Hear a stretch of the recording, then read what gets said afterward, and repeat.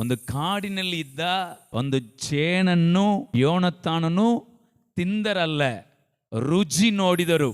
ಒಂದೇ ಒಂದು ಹನಿ ಜೇನನ್ನು ರುಚಿ ನೋಡಿದರು, ಅವರ ಕಣ್ಣು ಪ್ರಕಾಶಗೊಳಿಸಿತು. ಎಂದರೆ ನೀವು ಯೇಸು ಕ್ರಿಸ್ತನ ಮಾಂಸವಾಗಿರುವ ಈ ರೊಟ್ಟಿಯನ್ನು ನೀವು ತಿಂದುವಾಗ ಎಷ್ಟು ದೊಡ್ಡ ಆರೋಗ್ಯವು, ಎಷ್ಟು ದೊಡ್ಡ ಬಲವು ನಿಮಗೆ ಉಂಟಾಗುವಂಥದ್ದಾಗಿದೆ. Praise God. ದ್ರಾಕ್ಷರಸ ಎಂದರೆ ಇದು ಯೇಸು ಕ್ರಿಸ್ತನ ರಕ್ತವು.